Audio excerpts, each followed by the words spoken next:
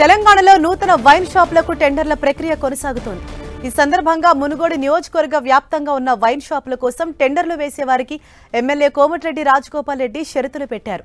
సాయంత్రం 4 గంటల నుంచి రాత్రి 9 గంటల వరకు మాత్రమే షాపులు నిర్వహించాలన్నారు. మరోవైపు ఊరు బయట మాత్రమే మద్యం షాపు ఉండాలన్నారు. మునుగోడు నియోజకవర్గంలో ఇప్పటికే విచ్చలవిడిగా మద్యం అందుబాటులో ఉందని, అందుకే బెల్ట్ షాపుల నిర్మూలన ఉద్యమం చేపట్టి గ్రామాలలో బెల్ట్ షాపులు లేకుండా చేయాలన్నారు.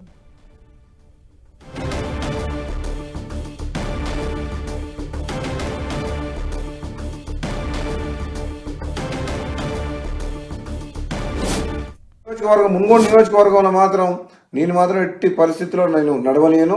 నాకు ఈ పదవి ఉన్నా లేకున్నా పదవి ముఖ్యం కాదు. నాకు ప్రజల ఆరోగ్యం ముఖ్యం, ప్రజల ప్రాణాలు ముఖ్యం. టెండర్లు వేసి వైన్ షాప్ వాళ్ళకి ఏం చెప్తున్నామంటే, మీరు టెండర్లు వేయదలుచుకుంటే వైన్ షాపుల పక్కన పర్మిట్ రూమ్ అని ఉంటుంది. అది మా డే టైంలో తాగుతుర్రు. అక్కడికి వచ్చి అక్కడ అందరు చుట్టుపక్కల ప్రాంతంలో అందరికీ ప్రాబ్లమ్స్ అవుతున్నాయి. అక్కడ పర్మిట్ రూమ్ అనేది ఉండదు. మా మునుగోడులో మేము నడవలేము అని చెప్పినాం. అలౌ చేయను. నేను ఎమ్మెల్యేగా ఉన్నంత వరకు ప్రజల ప్రాణాలు, ప్రజల ఆరోగ్యమే నాకు ఇంపార్ట్ తప్పితే ప్రజల జీవితాలతో ఆడుకునే ఎవరు ఏ పని చేసినా ఎట్టి పరిస్థితుల్లో ఒప్పుకునే ప్రసక్తే లేదు. ఊరు బయట ఉండాల్సిన వైన్ షాపు ఊరు సెంటర్లో ఉంటుంది. బెల్ట్ షాప్లోకి అమ్మొద్దంటే మళ్ళీ దొంగసాటుగా బెల్ట్ షాప్లో అమ్ముతుండ్రు. అది అమ్మొద్దని చెప్తున్నా. ప్లస్ మళ్ళీ వీళ్ళందరూ వైన్ షాపులు అందరూ కలిసి సిండికేట్ అవుతుండ్రు. సిండికేట్ అవ్వడం వల్ల ఏమవుతుంది, రేటు పెంచి అమ్ముతుండ్రు, డూప్లికేట్ అమ్ముతుండ్రు. వేరే మండలాలు, వేరే నియోజకవర్గాలు, వేరే జిల్లా వాళ్ళు ఇక్కడ పార్టిసిపేట్ చేయొద్దు. వైన్ షాప్ లొకేషన్స్ కూడా తప్పున్నాయి. టౌన్లో, సెంటర్లో, పబ్లిక్ ప్లేసెస్లో పెట్టిండ్రు. అది ఊరు బయట పెట్టాలి వైన్ షాప్. అసలు తప్పకుండా ఈ మునుగోడుతో పాటు తెలంగాణ రాష్ట్రంలో ఈ ఎక్సైజ్ పాలసీని సమీక్షించి ఈ ప్రజల ఆరోగ్యం ఖరాబ్ చేసేది కాదు, ప్రజల ఆరోగ్యం మెరుగుపరిచే విధంగా మనం ఏ విధంగా ప్రభుత్వం పనిచేయాలనో ఆలోచన చేయాలని చెప్పి కూడా ప్రభుత్వం దృష్టికి తీసుకుపోతాను తప్పకుండా. నా నియోజకవర్గం మునుగోడు నియోజకవర్గంలో మాత్రం నేను మాత్రం ఎట్టి పరిస్థితుల్లో నేను నడవలేను. నాకు ఈ పదవి ఉన్నా లేకున్నా పదవి ముఖ్యం కాదు. నాకు ప్రజల ఆరోగ్యం ముఖ్యం, ప్రజల ప్రాణాలు ముఖ్యం. టెండర్లు వేసి వైన్ షాప్ వాళ్ళకి ఏం చెప్తున్నామంటే, మీరు టెండర్లు వేయదలుచుకుంటే వైన్ షాపుల పక్కన పర్మిట్ రూమ్ అని ఉంటుంది. అది మా డే టైంలో తాగుతుర్రు. అక్కడికి వచ్చి అక్కడ అందరు చుట్టుపక్కల ప్రాంతంలో అందరికీ ప్రాబ్లమ్స్ అవుతున్నాయి. అక్కడ పర్మిట్ రూమ్ అనేది ఉండదు. మా మునుగోడులో మేము నడవలేము అని చెప్పినాం. అలౌ చేయను. నేను ఎమ్మెల్యేగా ఉన్నంత వరకు ప్రజల ప్రాణాలు, ప్రజల ఆరోగ్యమే నాకు ఇంపార్ట్ తప్పితే ప్రజల జీవితాలతో ఆడుకునే ఎవరు ఏ పని చేసినా ఎట్టి పరిస్థితుల్లో ఒప్పుకునే ప్రసక్తే లేదు. ఊరు బయట ఉండాల్సిన వైన్ షాపు ఊరు సెంటర్లో ఉంటుంది. బెల్ట్ షాప్లోకి అమ్మొద్దంటే మళ్ళీ దొంగసాటుగా బెల్ట్ షాప్లో అమ్ముతుండ్రు. అది అమ్మొద్దని చెప్తున్నా. ప్లస్ మళ్ళీ వీళ్ళందరూ వైన్ షాపులు అందరూ కలిసి సిండికేట్ అవుతుండ్రు.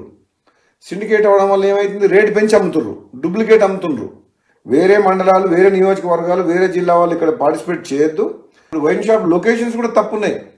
టౌన్లో, సెంటర్లో, పబ్లిక్ ప్లేసెస్లో పెట్టిండ్రు. అది ఊరు బయట పెట్టాలి వైన్ షాప్. అసలు తప్పకుండా ఈ మునుగోడుతో పాటు తెలంగాణ రాష్ట్రంలో ఈ ఎక్సైజ్ పాలసీని సమీక్షించి ఈ ప్రజల ఆరోగ్యం ఖరాబ్ చేసేది కాదు, ప్రజల ఆరోగ్యం మెరుగుపరిచే విధంగా మనం ఏ విధంగా ప్రభుత్వం పనిచేయాలనో ఆలోచన చేయాలని చెప్పి కూడా ప్రభుత్వం దృష్టికి తీసుకుపోతాను. రైట్. ఇదే విషయంపై మరింత సమాచారం మా ప్రతినిధి చంద్రశేఖర్ మనకు అందిస్తారు. చంద్రశేఖర్, మునుగోడులో లిక్కర్ వ్యాపారులకు ఎమ్మెల్యే రాజగోపాల్ రెడ్డి ఎటువంటి సూచనలు చేస్తున్నారు? హరీష్, ప్రస్తుతం ఇటు తెలంగాణ రాష్ట్రంలో నూతన మద్యం పాలసీ 2025-27కు సంబంధించి ఇటు నూతన వైన్ షాప్ల కోసం టెండర్ల ప్రక్రియ అనేది కొనసాగుతా ఉంది. ఈ నేపథ్యంలో తన నియోజకవర్గంలో మొత్తం కూడా ఏదైతే ఇటు మద్యం శాఖ ఏర్పాటు చేసినటువంటి నిబంధనలతో పాటు తాను సూచించే నిబంధనలు కూడా ఖచ్చితంగా పాటించాలని చెప్పైతే మునుగోడు ఎమ్మెల్యే కోమటిరెడ్డి రాజగోపాల్ రెడ్డి చెప్తా ఉన్నారు. దీనికి సంబంధించి ఎక్కడైతే టెండర్ల ప్రక్రియ నిర్వహిస్తున్నారో అక్కడ ప్రత్యేకంగా ఫ్లెక్సీలు కూడా ఏర్పాటు చేశారు. దాంతో పాటు అఖిలపక్ష నేతలందరినీ కూడా నిన్న ఇటు ఎక్సైజ్ శాఖ ఉన్నతాధికారులు, జిల్లా అధికారుల దగ్గరికి కూడా పంపించి ఒక మెమోరాండం కూడా ఇప్పించారు. ప్రధానంగా ఆయన ఎమ్మెల్యే అయినప్పటి నుంచి కూడా ఇటు నియోజకవర్గంలో బెల్ట్ షాప్ల పైన, అదేవిధంగా మద్యం విచ్చలవిడి విక్రయాల పైన ఆయన ఉక్కుపాదం మోపుతున్నారని చెప్పవచ్చు. బెల్ట్ షాప్లకు సంబంధించి ప్రతి మండలాలు, అదేవిధంగా ప్రధాన సెంటర్లకు సంబంధించి ప్రతి రోజు కూడా ఒక్కొక్క సమావేశం నిర్వహించి ప్రజలందరితో కూడా, అదేవిధంగా రాజకీయ నాయకులందరితో కూడా సమావేశాలు నిర్వహించి బెల్ట్ షాపుల నియంత్రణ కట్టడికి ప్రయత్నం చేసిన పరిస్థితి ఉంది. అదేవిధంగా మద్యం విక్రయాల పైన కూడా ఉదయం 10 గంటలకే ఇటు వైన్ షాపులు తెరవడం, ఆ తర్వాత పర్మిట్ రూమ్లు కూడా తెరవడంతో ఎవరైతే ఉదయం 10 గంటలకే పర్మిట్ రూమ్లకు వచ్చి మద్యం సేవిస్తున్న వారి దగ్గరికి నేరుగా వెళ్లి వాళ్ళకు కూడా కౌన్సిలింగ్ నిర్వహించారు. ఇంకా పొద్దున్నే మద్యం సేవించడం వల్ల ఇటు కుటుంబాలు చిన్నభిన్నం అయ్యే అవకాశం ఉంటుంది, ఆర్థికంగా నష్టపోయే అవకాశం ఉంటుంది.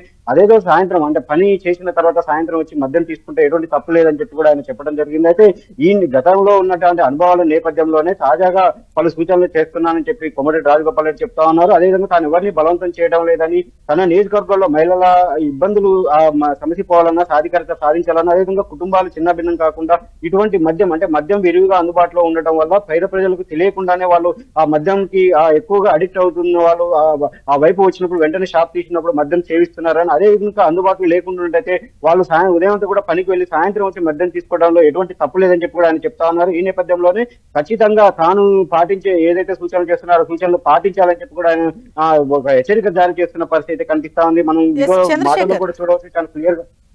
అంటే ఆయన ఏదైతే సూచనలు చేశారో ఒకవేళ ఫాలో అవ్వకపోతే అంటే ఏమైనా ఫర్దర్ యాక్షన్ తీసుకునే అవకాశాలు ఉన్నాయా, ఏమంటున్నారు?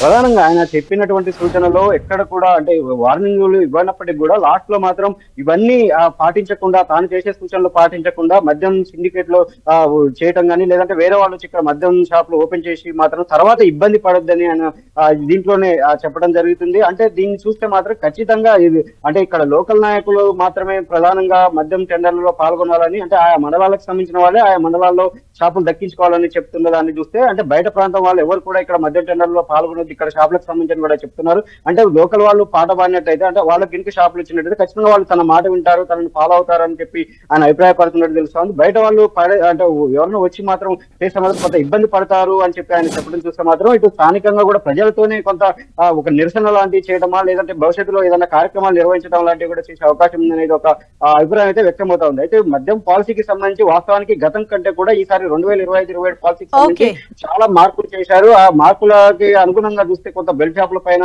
బెల్ట్ షాప్ లో ప్రభావం తగ్గే అవకాశం ఉంటుంది. ఇటువంటి నేపథ్యంలో ఈ రోజు కోమటిరెడ్డి రాజగోపాల్ రెడ్డి చెప్తున్నటువంటి అభిప్రాయాన్ని మరి ఎక్సైజ్ శాఖ ఏ విధంగా తీసుకుంటుంది అనేది చూడాలి. అదేవిధంగా ఒక నియోజకవర్గంలో దీన్ని అమలు చేస్తే మిగతా నియోజకవర్గాలు కూడా ప్రభావం పడే అవకాశం ఉంటుంది. కాబట్టి ప్రభుత్వంకి కీలకమైన ఆదాయ వనరుగా ఇది మద్యం షాపులకు సంబంధించింది. కాబట్టి దీనిపైన ప్రభుత్వం కూడా ఎలా స్పందిస్తున్నది కూడా వేచి చూడాల్సిన అవసరం అయితే కనిపిస్తా ఉంది. Right, thank you Chandrasekhar.